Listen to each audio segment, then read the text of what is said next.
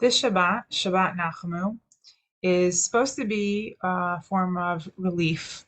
We've finished the 3 weeks. 3 weeks are a time of suffering and where we're extra cautious, and then going into the 9 days where we get more strict, and they're days really of mourning that culminate in Tisha B'Av, where we finally fast and have a day, you know, of just reflection and suffering due to everything that we've suffered, the loss of our temples, the loss of millions, countless of people of our nation due to suffering and due to devastation and all sorts of tragedies that happen to our people. And this is Shabbos that's after, and we should be experiencing a form of relief. We read, Nachamu, Nachamu, Ami, comfort, comfort my nation. And God, in a sense, wants to comfort us. And I really feel that the only comfort, I mean, for me, like after fasting, I'll tell you the truth, fasting is very difficult for me. So I do feel a huge sense of relief that that's over with till Yom Kippur. But when I'm thinking about and reading about and watching all sorts of things in our history, I really say to myself, like, what's different?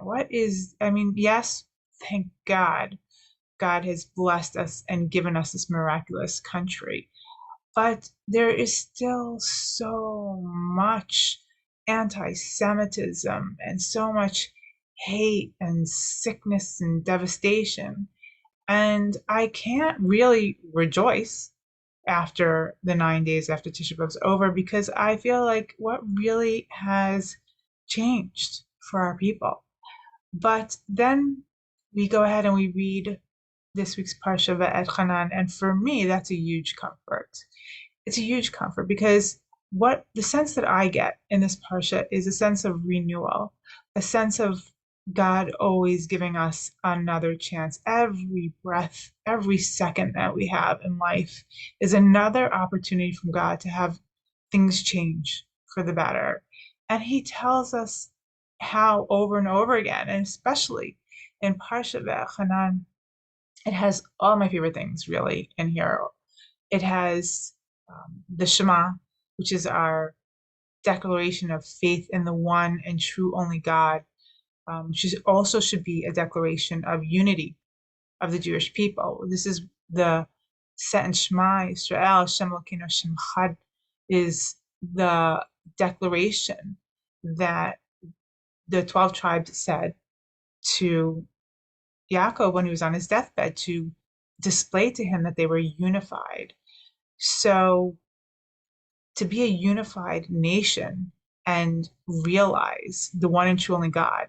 And as it says again in this week's Parsha, Ein Od Malvado, that there is no other God. There is nothing else other than God. Everything is God. Everything is God's will. Everything God willed into being. And when we have that recognition, when we really, as it says in our Parsha, seek out God with everything we have, with all of our soul, everything, we cling to God and we recognize, then we want to follow in His ways and His ways that are laid out for us in His Torah. And if we do that,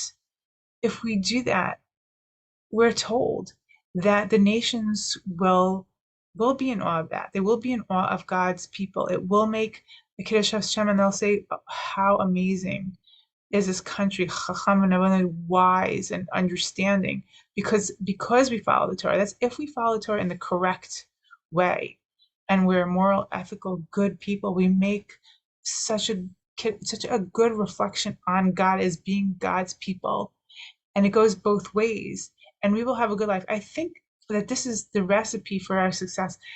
The problem, I think, so many times throughout history is we're so worried about what the other nations are going to think and what we do and how it looks because we do X, Y, and Z, and either like now that maybe it's antiquated or it doesn't fit in with certain social mores, and we worry more about that.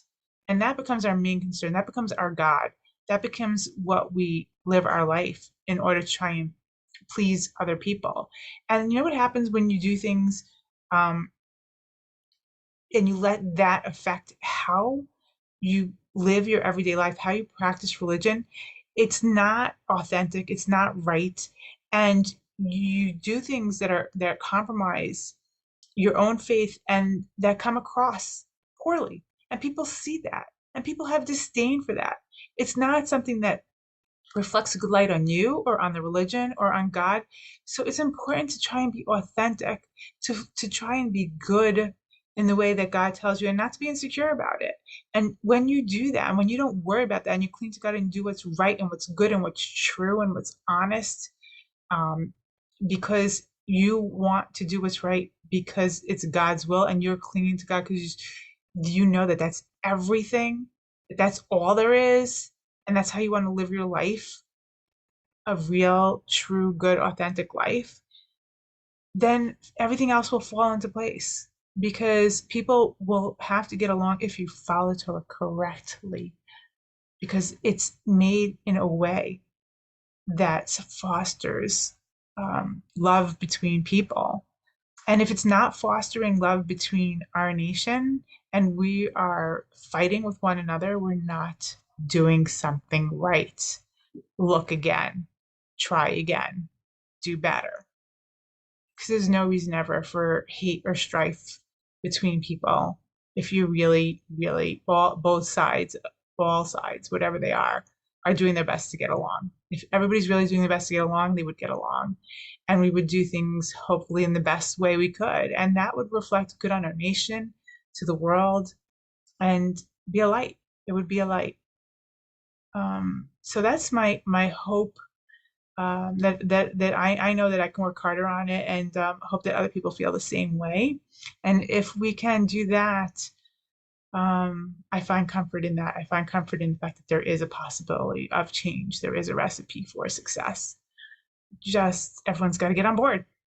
With that, I wish you all a Shabbat Shalom and a wonderful, safe summer. Take care.